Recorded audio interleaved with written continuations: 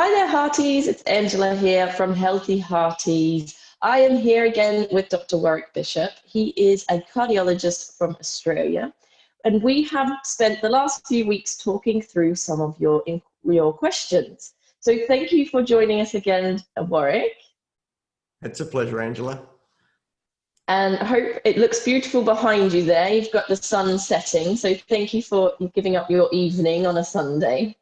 Look, it's about 6 o'clock at night, or not far off, and it's been a beautiful day here. So, but it's a pleasure to join you, and I'm so excited that your hearties really want more knowledge and that they're asking questions and wanting to learn more, because I think that's so valuable in the journey of good health around your best care. So that's a pleasure to be with you. Absolutely.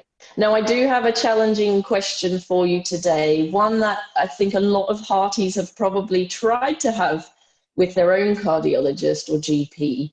So it would be absolutely fantastic to get your side of things and spend a few minutes around this topic, because it comes up a lot.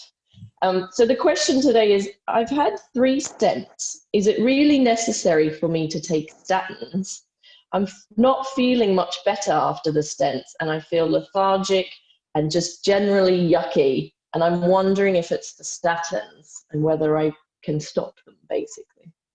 Well, Angela, this is what I get day in, day out.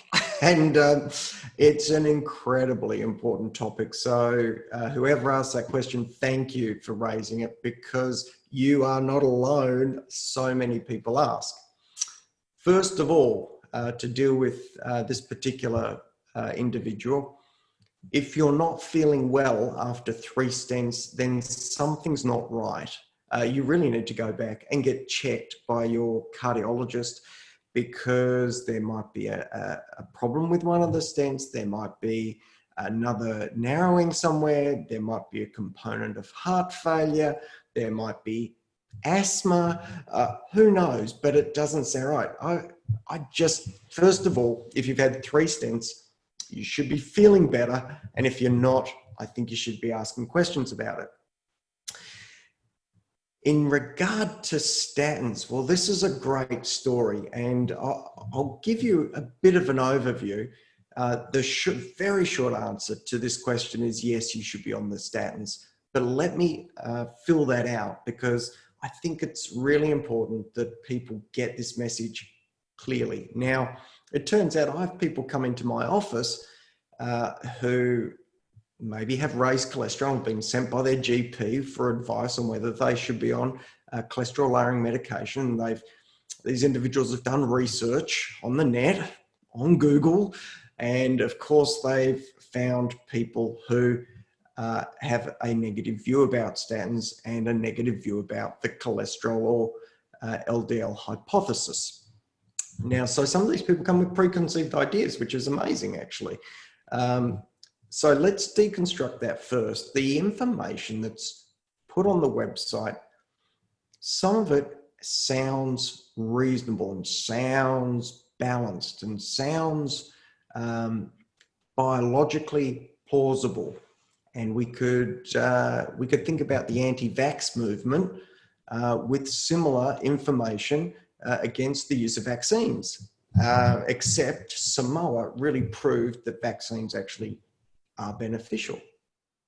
There may be side effects, but for a population base, the Samoans lost children, people with measles for lack of vaccinations.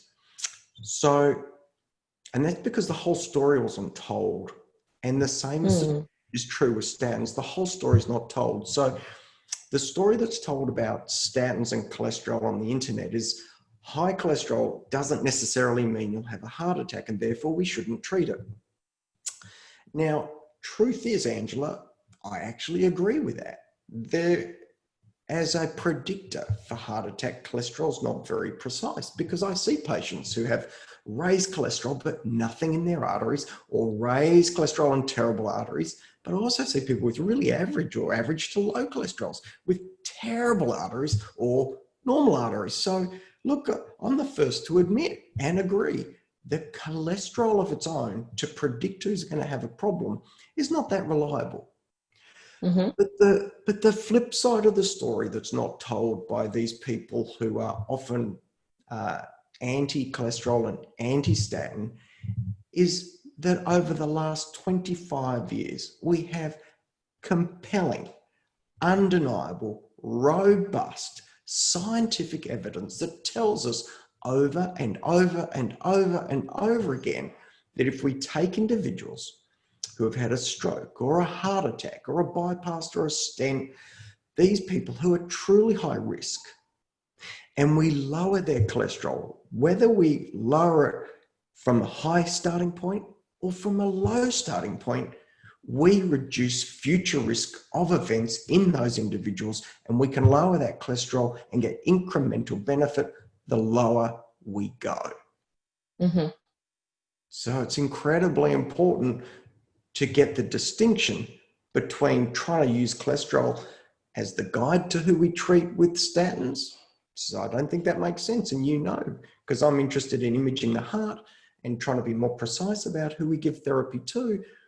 But that's a very different conversation to the conversation about if we find someone actually has a problem, there's no question we should be trying to lower their cholesterol.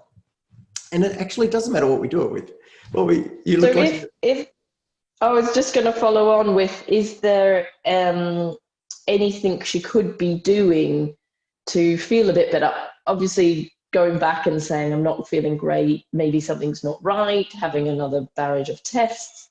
But say we say, right, we're stuck with these medications, maybe they make you feel a little bit tired, or whatever it might be that is the side effect. Is there anything we could be doing to improve that side effect of, well, we're sitting with loads of tablets in our tummy, that alone is going to have some, effect on the body. Absolutely. So, things like coenzyme Q10, do you recommend anything like that? Or exercise or more water or anything like that?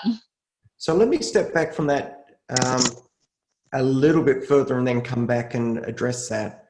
The critical bit then becomes trying to be sure if the side effect is related to the statin. True. Which is difficult when you can't stop taking any of them.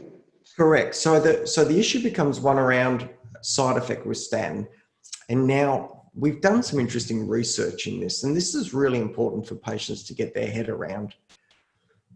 There was a study done only in the last couple of years under the banner of the Odyssey trial. You can look it up.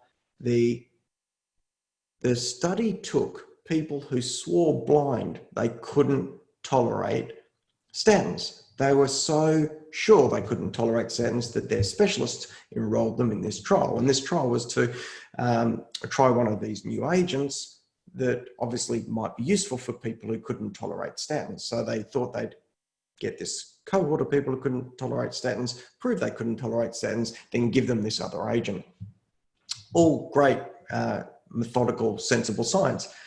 But they took these people with statins, I think it was about 4,000 odd people, and they crossed them over blindly. And they actually gave them either a sugar pill or statin. Now, would you like to have a guess how many of those individuals were taking a statin without any problem whatsoever by the end of the 6-month period? All of them. 75%. 75%. So not all of them. And that the learning from that study is incredibly important because it means that 75% of those individuals who swore they couldn't take this tablet actually weren't having a side effect from it and were denying themselves a therapy that could truly have helped them. It also means that 25% of people truly do have side effects from statins. So the answer to your question is, number one, make really, really, really sure it's the statin before you blame it. And then the answer to that question is, once you know it's the statin, now we can do all sorts of bits and pieces. I think coenzyme Q10 is reasonable. There's a little bit of work that would suggest it may be beneficial. I often change the statin. So if someone's on, say, atorvastatin, which is lipophilic, it dissolves in fat. I often swap people over to rosuvastatin, which is Yeah, lipophilic. same here. It doesn't dissolve into fat, and or vice versa. And often I find that can make a difference. I've got one patient who, if he takes the proprietary brand of rosuvastatin called Crestor, he gets aches and pains. But if he takes the generic, he's absolutely fine. Interesting. Must be one of the fillers or something. One of the compounding agents, which is just fascinating. So I think the answer is we've got to be absolutely sure it's the statin, and then we can try a couple of maneuvers. Now, the other conversation I have with people is you've got to understand that this is not an allergy. This is an intolerance, and it's really important to understand intolerance is related to dose. So a good example of dose response is we have a glass of wine, barely notice a difference, tiny bit relaxed, enjoy the flavor. We have 10 glasses of wine, we're intoxicated. So that's a dose-related response. Well, we can do the same with statins. What we can say is, look, if this dose of statin is giving you a problem, then obviously if we gave you 10 times as much, you'd have a worse problem. But if we just asked you to lick the tablet once a fortnight, put it back in the medicine chest, you wouldn't get a side effect from that, would you? Of course not, because it's a dose-related thing. And so what I often do with patients is say, well, let's work on the dose that works for you. And it might be we halve the dose. It might be that we keep the same dose and do it alternate days. We might do it 3 days out of the week or 2 days out of the week. So there's a lot of mixing and trying to find a solution that works for that individual. And I've got some patients who are only taking like half a Crestor twice a week, but we've got them on ezetimibe as well, which is a complementary cholesterol lowering agent. And we're getting some good effect from that. Well, it sounds like you get this a lot. So thank you very much for going through that. And I guess the key thing is become a detective and find out what's going on. Because it may not be the statin, it may be the statin, but you have to really look a bit deeper into that. And then maybe not just jump ship and try a few things and talk with your doctor about it. But that's really interesting. And I'm sure you'll have a podcast about statins somewhere along the line. So can you tell us a little bit more about your podcasts and your website and whether there are any more bits and pieces about statins on there? Look, I would love to. I do, in fact, have a podcast on that very topic. In fact, I've got a number. I've got somewhere around 150 podcasts these days, and they've been really well received. If anyone does want to access them, then go to this app called Healthy Heart Network app. It's got a little heart with an ECG on it. It's free, and it's loading up there, you can see. But you can access those podcasts very easily on your phone and just listen in your car or while you're doing your exercise, walking. So brilliant. It's brilliant. You have your own app. Yeah. So it's really functional. It's a very easy way to access those podcasts. You can see there's lots and lots there. Oh, wow. Brilliant. And as I said to you before, Angela, I'm really happy and delighted to actually extend the free Healthy Heart Network membership to your Hearties members. And I think you're able to put a link below for them so they can go and check it out. Which includes all these podcasts, but do get the app because I think it's really handy. I occasionally just go and refresh my own memory on some of the things I've covered.